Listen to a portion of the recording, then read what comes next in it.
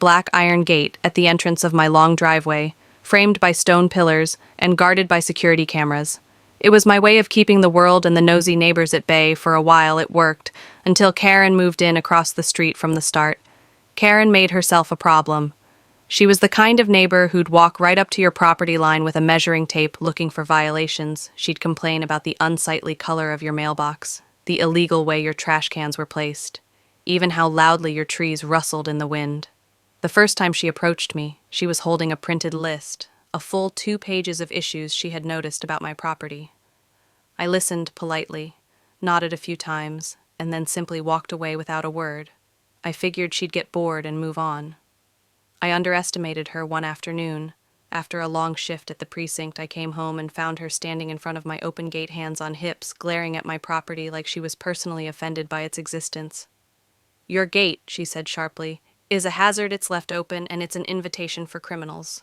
I raised an eyebrow. "It's my gate, my property." She jabbed a finger at me. "We have standards in this community as a board member of the HOA. I can enforce them." I fought the urge to laugh. "This property isn't under your HOA jurisdiction." That stopped her briefly, but Karen wasn't the kind to let facts get in her way. 2 days later, I received a citation, a badly photocopied letter stuffed into my mailbox, demanding that I either install an automatic closing mechanism on my gate or face escalating fines. I ignored it that weekend. I had some friends over for a small barbecue.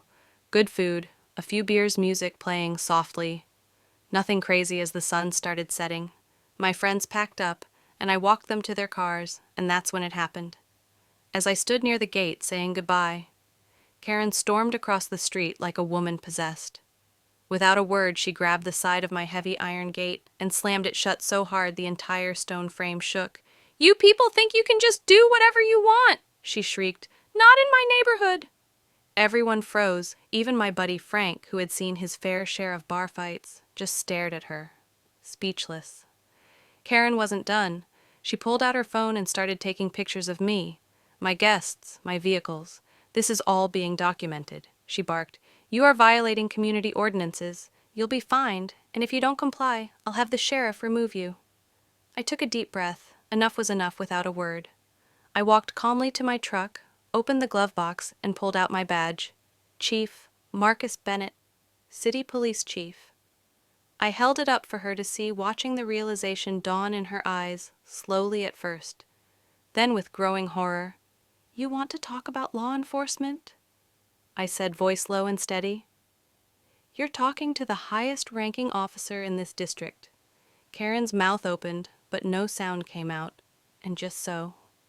"We're clear," I continued, stepping closer. "This property was legally annexed from HOA oversight years ago. It's on county land. Now, you have no authority here. None."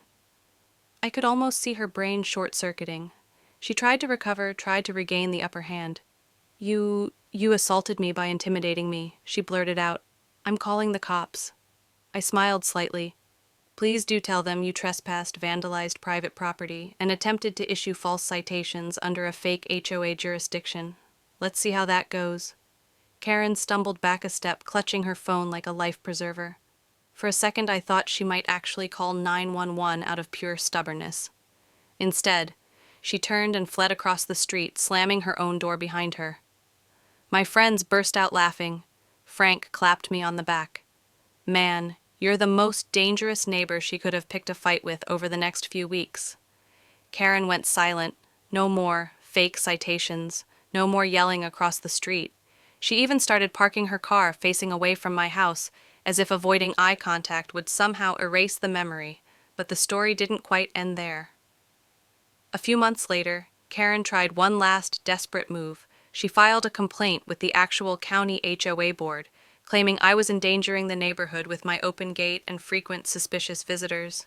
The board, already aware of her reputation, scheduled a hearing.